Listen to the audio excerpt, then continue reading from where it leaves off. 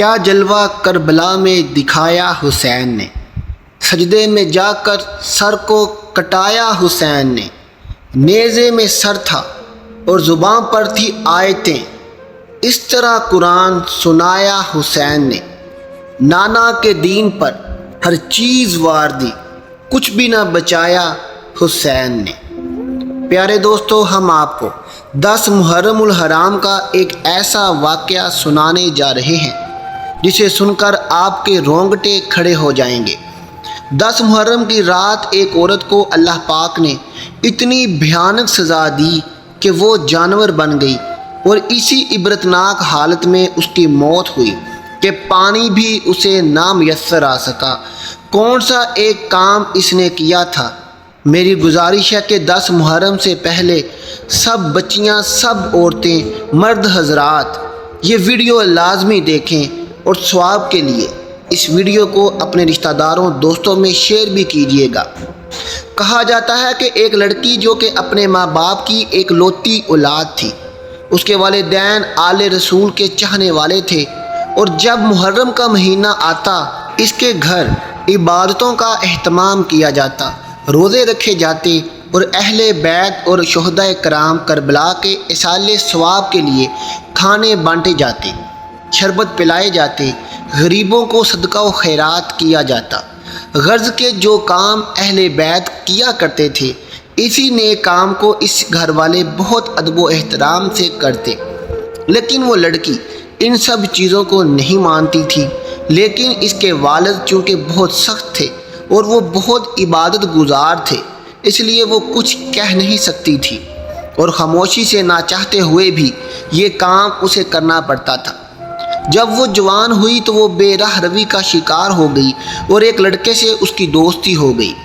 وہ لڑکا اس کو غلط کام کی طرف لگاتا اور وہ شیطانی راستے پر چلتی جا رہی تھی۔ ایک بار کی بات ہے، یہ محرم کا بہت ہی معتبر مہینہ تھا۔ اس کے والد گرامی نے کہہ دیا کہ دیکھو، گھر میں لنگر کا انتظام ہونا چاہیے، کھانا پینا کھلاؤ اور خوب صدقہ و خیرات کرو۔ اپنی بیوی کے ساتھ ساتھ انہوں نے اپنی بیٹی کو بھی سمجھایا کہ تم اب بڑی ہو گئی ہو اور اہل بیت کرام کی محبت تمہارے دل میں ہونی چاہیے، یہ ایمان کا لازمی حصہ ہے۔ اس لیے عبادت کرو، روزے رکھو، نفل نماز پڑھو، ذکر کرو، صدقہ خیرات کرو، جو کام اچھے سے کر سکتی ہو کرو، کوئی برا کام نہیں کرنا، کیونکہ یہ محرم کا مہینہ ہے۔ بیٹا، اس محرم کے مہینے میں ایک گناہ کا عذاب کئی گنا زیادہ ملتا ہے۔ انہوں نے اس بات سختی سے اسے تاکید کی تھی۔ اس نے جھوٹ کہہ دیا، ابا جان میں سب کروں گی اور امی کا ساتھ دوں گی۔ جس جگہ پر وہ رہتے تھے، اس جگہ پر ہر سال 9 سے 12 محرم الحرام کی رات ایک بڑا سا میلہ لگتا تھا۔ یہ 9 محرم کا دن تھا۔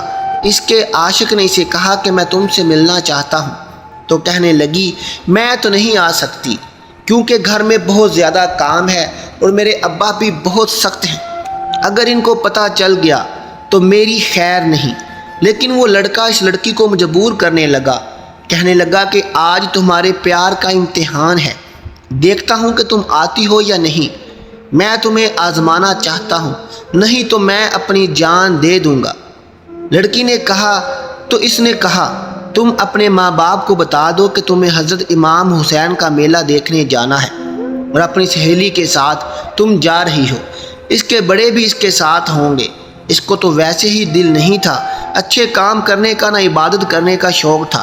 کہنے لگی ٹھیک ہے، میں کوشش کرتی ہوں۔ وہ اپنی امی کے پاس آئی اور کہا امی، آج تو 9 محرم کی رات ہے نا، شب عاشوراء ہے، آپ جانتی ہیں یہاں کتنا بڑا میلہ لگتا ہے، میری سہیلیاں اپنے گھر والوں کے ساتھ وہاں جا رہی ہیں، تو کیا میں جا سکتی ہوں؟ اس کی امی نے کہا بیٹا تمہارے بابا جان بہت ڈانٹیں گے۔ تو اس نے کہا کوئی بات نہیں، میں 1 گھنٹے میں آ جاؤں گی، بس میں دیکھنا چاہتی ہوں حضرت امام حسین کا وہ خوبصورت سا میلہ۔ تو اس کی امی نے کہا کہ تمہارے ابو تو میلے میں نہیں جانے دیں گے۔ کہنے لگی 1 گھنٹے کے لیے جا رہی ہوں، ابا کو تو نہیں بتائیں گے، آپ ویسے بھی وہ مسجدوں میں ہوں گے، عبادت کریں گے اور تہجد کی نماز پڑھ کر ہی آئیں گے، روزہ بھی تو رکھنا ہے، آپ ان کو نہیں بتائیے گا، تب تک میں آ جاؤں گی۔ ماں نے دیکھا کہ بیٹی کوئی برا کام تو کرنے جا نہیں رہی ہے، اور پھر ساتھ میں سہیلیاں ہیں اور بڑی بھی ساتھ ہوں گی، تو ماں نے اس پر اعتبار کر لیا۔ یہاں پر وہ اپنے دوست کے ساتھ مل کر منصوبہ بنا چکی تھی۔ وہ دل میں خوش ہو رہی تھی کہ میں نے ماں سے جھوٹ بولا ہے۔ بہرحال جب اس کے والد صاحب مسجد چلے گئے نماز پڑھنے کے لیے، تو اس نے اپنی امی سے کہا کہ میں جا رہی ہوں، میری سہیلیاں مجھے لینے آ گئی ہیں۔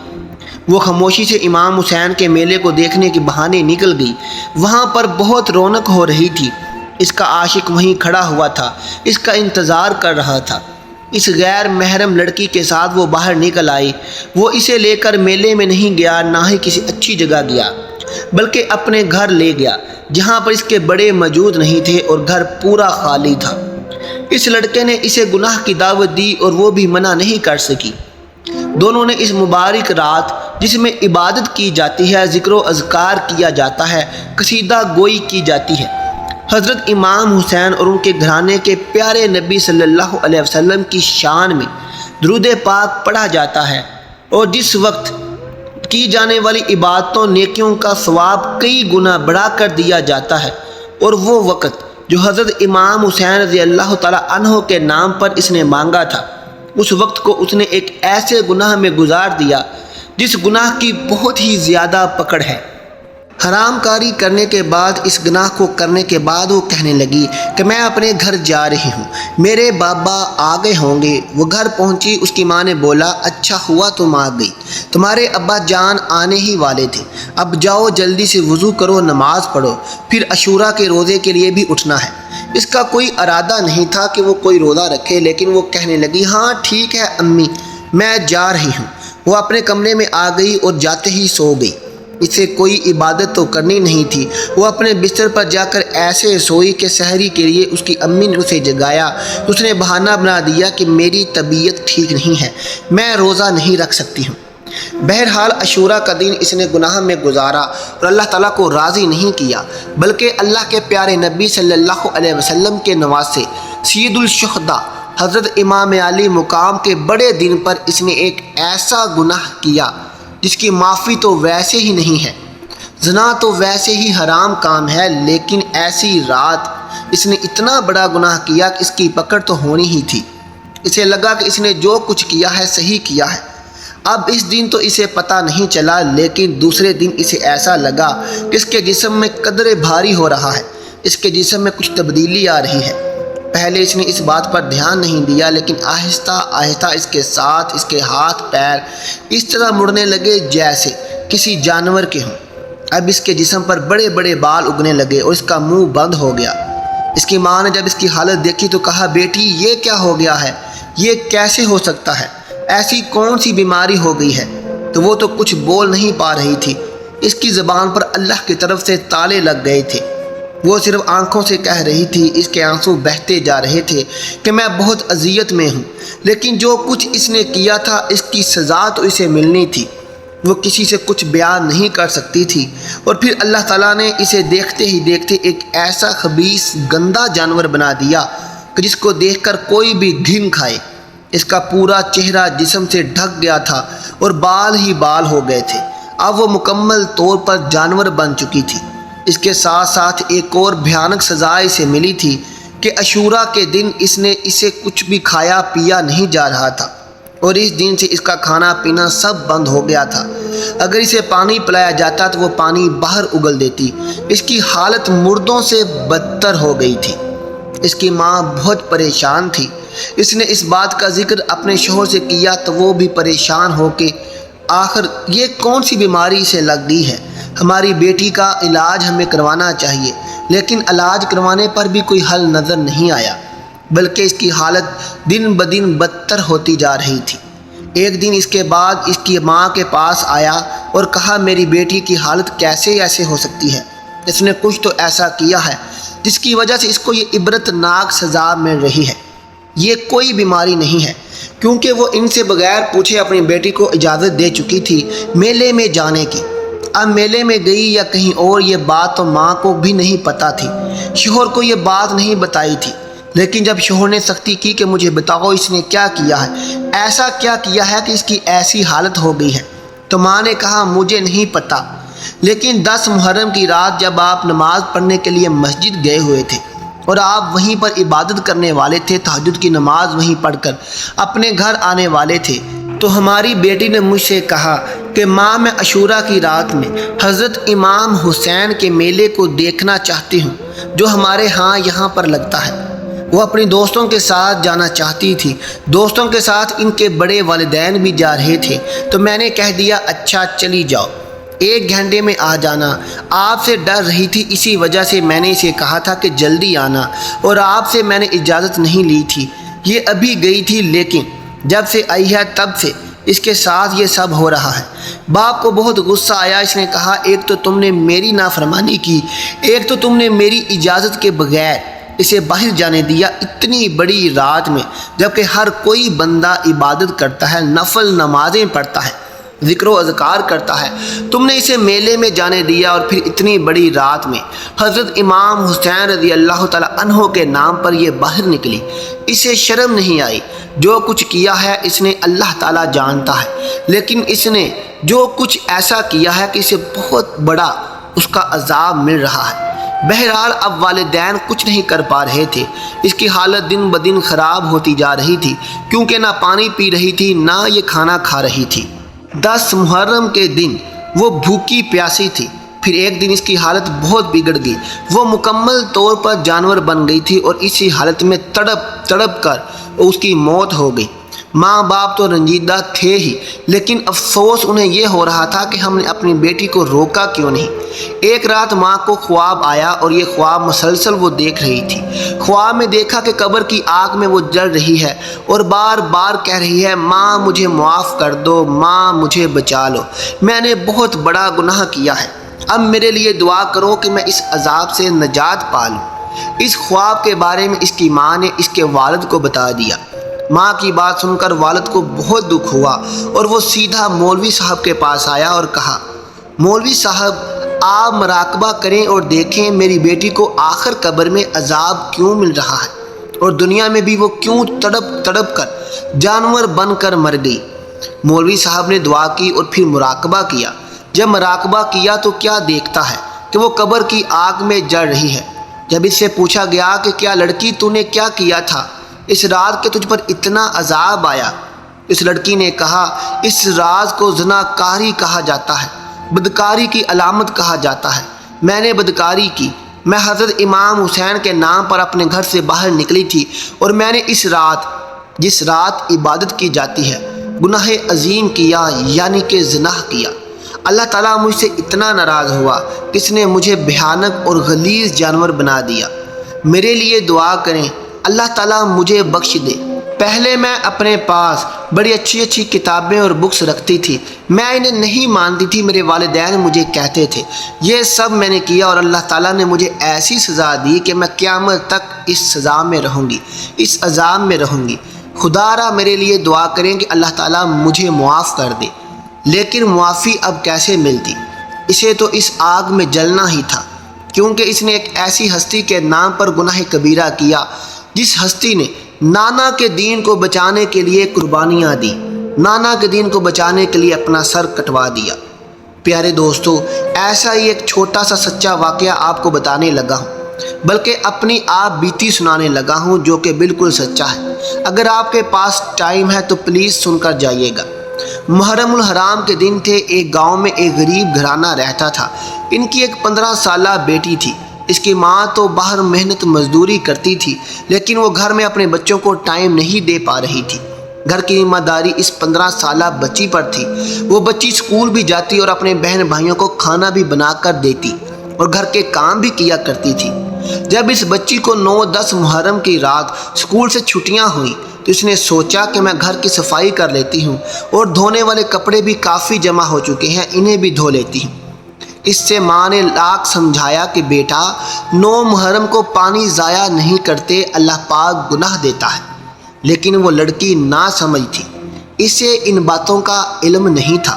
اس نے سوچا ماں اس لیے کہہ رہی ہے کیونکہ میں کام کر کے تھک چکی ہوں، لیکن اسکول سے چھٹیوں کے دن ہیں تو میں کپڑے دھو لیتی ہوں۔ جیسے ہی اس بچی نے کپڑے اکٹھے کر کے مشین لگائی، اب سوئچ آن کرنے ہی لگی تھی کہ پوری وائر کے پٹاخے نکل گئے اور بچی ڈر کے مارے بے ہوش ہو گئی۔ یہ واقعہ ہماری آنکھوں دیکھا ہے۔ پیارے دوستو، ایسے واقعات بیان کرنے کا مقصد صرف یہی ہے۔ ان دنوں میں ہمیں بہت سے ایسے کاموں سے پرہیز کرنا چاہیے، جیسا کہ پانی کی قدر تو ہمیشہ کرنی چاہیے، لیکن ان دنوں میں خاص خیال رکھنا چاہیے۔ پیارے دوستو، لوگ کہتے ہیں کہ یزید مسلمان تھا، ہم بھی کہتے ہیں کہ مسلمان تھا، لیکن اس کا کردار تو دیکھو، اس بدبخت نے کیا تھا۔ بدر میں جو میرے ماں باپ کو قتل کیا گیا، میں نے اس کا بدلہ لے لیا۔ اما عائشہ صدیقہ رضی اللہ تعالیٰ عنہ پر اس بدبخت نے گالیاں بکی۔ وہ ام المومنین جس کے بستر پر قرآن نازل ہوا، وہ ام المومنین جس کے لیے سورہ نور کی آیت نازل ہوئی، وہ ام المومنین جس سے نکاح کرنے کا حکم اللہ تبارک و تعالیٰ نے ہمارے پیارے نبی صلی اللہ علیہ وسلم کو خود دیا، وہ ام المومنین جس کی برکت سے یہ دین آج ہمارے تک پہنچا۔ اس لیے میری گزارش ہے، اے کربلا سے محبت کرنے والوں، صرف شربت تک ہی نہیں، صرف نیازوں تک ہی نہیں، یہ سب بھی لازم ہے، لیکن امام علی مقام کے لیے سب سے بڑا خراج یہ ہے کہ جس دین کے لیے حسین نے اپنی جان دے دی، اپنا سر کٹوا دیا، اس دین پر عمل کرو۔ سب سے پہلے گھر میں شریعت کو محفوظ کرو، شراب، زنا، جھوٹکاری اس کا بائیکاٹ کرو، داڑھی منڈانے کا بائیکاٹ کرو۔ اگر ایک باپ اپنے بیٹے کو کہہ دے کہ اگر تو داڑھی نہیں رکھے گا تو میرے گھر میں مت رہنا، تو پھر بتاؤ کہ وہ بیٹا جرت کرے گا داڑھی منڈانے کی؟ لیکن وہاں وہ خود کٹا کر پھینک رہا ہے، وہ بیٹے کو کب کہے گا؟ ایک باپ نماز نہیں پڑھے گا تو اس کے گھر میں وہ بیٹا کیسے پڑھے گا؟ نماز چھوڑنے کی اتنی سزا ہے، لیکن ہم نے دکان کو جو اہمیت دی ہے وہ نماز کو اہمیت نہیں دی۔ دکان چلانا ضروری ہے، نماز پڑھنا ضروری نہیں رہا۔ ہم نے اسلام کو وہ اہمیت نہیں دی۔ گھر کی بیٹیاں بے پردہ بازاروں میں، گلیوں میں گھوم رہی ہیں، گھر کی خواتین بے پردہ باہر گھوم رہی ہیں۔ امام علی مقام کا ایک آخری جملہ سن لو، فیصلہ آپ ہی کو خود کرنا ہے۔ نبی پاک اور آل نبی کی محبت آپ کو عرش تک لے جائے گی، جنت میں لے جائے گی۔ جنت میں تم ایسے جاؤ گے جیسے دلہن جاتی ہیں۔ اگر آپ کے پاس تھوڑا سا بھی ٹائم ہے تو امام حسین رضی اللہ تعالیٰ عنہ کے خطبے کے آخری 2-3 الفاظ بھی سنتے جائیے گا۔ امام حسین فرماتے ہیں، جو میرے نانا کی سنت پر عمل کرے وہی میرے نانا سے محبت کرتا ہے، اور جو میرے نانا کی سنت پر عمل نہیں کرتا وہ میرے نانا سے بھی محبت نہیں کرتا۔ اب امام حسین نے ان لوگوں کو کیا جواب دیا ہے جو سنتوں پر عمل نہیں کرتے؟ بلکہ ایک حدیث پاک ہے، جو سنتوں کے خلاف عمل کرتے ہیں ان کے چہرے قبر میں قبلے کی طرف نہیں رہتے، بلکہ ان کے چہرے قبلے سے پھیر دیے جاتے ہیں۔ جس حسین نے بدعت کے خاتمے کے لیے اتنی محنت کی، سب سے زیادہ بدعتیں انہی کے دن میں، انہی کے دور میں کی جاتی تھی، انہی کی شہادت کے دن میں کی جاتی ہیں۔ بدعتیں لوگوں کو بدعتوں سے پرہیز کرو، ہاتھوں میں کڑے پہننا یہ حسینیت نہیں ہے۔ اللہ اکبر میلے میں جا کر عورتوں کو دھیکے دینا یہ حسینیت نہیں ہے۔ بانسریاں بجانا، عاشوراء کی شب، میرے جوان میرے محلے میں ہی بڑا بازار لگتا ہے جس میں لوگ بانسریاں بجاتے ہیں، لوگوں میں چھریاں چلاتے ہیں، لوگ اپنے جسموں پر چھریاں چلاتے ہیں، پیٹتے ہیں، اپنی زبان سے پتہ نہیں کیا کیا الفاظ نکالتے ہیں، گانا بجاتے ہیں، ڈھول بجاتے ہیں۔ صرف تم سے میں اتنا پوچھتا ہوں، حسین کا جوان علی اکبر شہید ہوا، اس میں بانسری بجانے والوں، پنگانیاں بجانے والوں، اگر آپ کا 18 سال کا بیٹا بھی کرتا تو آپ یہی کرتے۔ میں نے اپنی عورتوں کو بے پردہ لے جانے والوں، آپ کے گھر کا 6 مہینے کا معصوم بچہ، اس کی گردن پر تیر چلتا ہے، تب بھی آپ یہی کرتے۔ اگر تیری بیٹی پر کوئی ہاتھ اٹھا دے تو تجھے اتنی تکلیف ہوتی ہے۔ جس دن تم خرافات کرتے ہو، جس دن تم نمازیں چھوڑ کر میلوں میں جاتے ہو، جس دن معاذ اللہ نئے کپڑے پہن کر دولہے کی طرح سج سنور کر تم خرافات اور بدعات میں مصروف رہتے ہو، وہ دن ایسا تھا جب سکینہ کی بالیاں نوچی گئی تھیں، سکینہ کے چہرے پر تماچے مارے گئے تھے، زینب کی چادر چھینی گئی تھی۔ اللہ اکبر، چادر سیدھی گئی تھی، علی اصغر کا جھولا لٹ گیا تھا۔ آپ مجھے بتاؤ، جس نے تمہارے ایمان کے تحفظ کے لیے اتنی قربانیاں دیں، اس قربانی دینے والے کو تم یہ صلہ دے رہے ہو؟ تمہارے گھر میں اس دن قرآن خوانی بھی نہیں ہوگی، تمہارے گھروں میں فاتحہ خوانی بھی نہیں ہوگی، تمہارے گھروں میں اس کا کوئی دکھ کا اظہار بھی نہیں ہوگا۔ سوگ مت کرو، یہ سوگ کرو گھر میں بیٹھ کر کرو، افسوس کرو، اللہ کی عبادت کرو، لیکن بازاروں میں نکل کر زنجیر زنی کرنا، بازاروں میں نکل کر خود کو پیٹنا، یہ حسینیت نہیں ہے، یہ سراسر ایک ڈرامہ ہے جو رچایا جاتا ہے، اور یہ وہی لوگ ہیں جو حسین کے قاتل ہیں۔ حسین سے محبت کا اظہار کرو تو محبت حسین کا اظہار قربانی کی تھی۔ حسین پاک کو کوئی کمی نہیں ہے کہ آپ لوگ فقیروں کی طرح کڑے کنگن پہن کر، آپ لوگ فقیروں کی طرح باہر نکل کر اپنے آپ کو پیٹنا شروع کر دیں، اپنے آپ کو مارنا شروع کر دیں۔ حسین کو ضرورت ہے تو وہ انہوں نے جو کام کیا تھا، اپنے نانا کا دین بچانے کے لیے جو کام انہوں نے کیا تھا، وہی سنت بچانے کے لیے جو کام انہوں نے کیا تھا۔ اسلام زندہ ہوتا ہے ہر کربلا کے بعد۔ دوستو، اس لیے میری آپ سے گزارش ہے کہ 9-10 محرم کو ہر اس بدعت کا بائیکاٹ کرو، گھر میں رہ کر، مسجدوں میں رہ کر اللہ کی عبادت کرو، قرآن خوانی کرو، اللہ کی راہ میں پانی بانٹو، صدقہ و خیرات کرو، اور جتنے ہو سکے نیک کام کرو، لیکن یہ بازاروں میں نکل کر گھوڑے کے ساتھ آپ جو کوئلوں پر چلتے ہو، کوئلوں پر چلنا، زنجیر زنی کرنا، اپنے سینے پر ہاتھ مارنا، پیٹنا، یہ سب کچھ اسلام میں بالکل نہیں ہے۔ یہ ساری چیزیں اسلام سے ہٹ کر ہیں۔ خدا را اسلام میں تبدیلیاں مت لائیں، ایسی بدعتیں مت کریں جس سے اسلام کا نام بدنام ہوتا ہو۔ میرے حسین نے نیزے پر سر کٹوا دیا، سجدے میں سر کٹوا دیا، لیکن اپنے نانا کے دین کی حفاظت کی تھی۔ پیارے دوستو، ملتے ہیں آپ سے اپنی اگلی ویڈیو کے ساتھ۔ اس ویڈیو کے متعلق اگر آپ کے ذہن میں کوئی بھی سوال ہو تو بلا جھجک ہمیں کمنٹ باکس میں ضرور بتائیے گا۔ اور آج میری ان بچیوں سے، ان عورتوں سے، ماؤں بہنوں بیٹیوں سے، اور خاص طور پر ان لڑکیوں سے جو کالجوں میں اور یونیورسٹیز میں پڑھتی ہیں، میری ان سے گزارش ہے کہ خدا را اپنے پردے کا اہتمام کیجیے، پردے کے بغیر گھر سے مت نکلیے۔ پردہ صرف اپنے آپ کو سجاوٹ کے لیے نہیں بلکہ اپنی حفاظت کے لیے کیجیے۔ برقع اللہ کے لیے کیجیے، برقع پبلک کے لیے نہیں کیجیے۔ گھر سے نکلیں تو اپنی نظریں نیچے رکھیں۔ انشاءاللہ جب ایک بیٹی، ایک ماں، ایک بہن یہ کام کرے گی تو یہ معاشرہ ایک اسلامی معاشرہ بن جائے گا۔ یہاں سے سب خرافات، بدعتیں اور گناہ دور ہو جائیں گے۔ جب ایک کالج کی بچی، جب ایک یونیورسٹی کی لڑکی خود پردے میں جائے گی، اپنی نگاہ نیچی رکھے گی، قرآن کا اہتمام کرے گی، نماز پڑھے گی، تو انشاءاللہ میرا رب بھی اسے شیطان سے محفوظ رکھے گا۔ جب آپ کی نیت نیک ہوگی، آپ اللہ کی رضا کے لیے سارے کام کریں گی، تو آپ کی اللہ بھی حفاظت رکھے گا۔ دوستو، ملتے ہیں آپ سے اپنی اگلی ویڈیو کے ساتھ۔ اللہ حافظ۔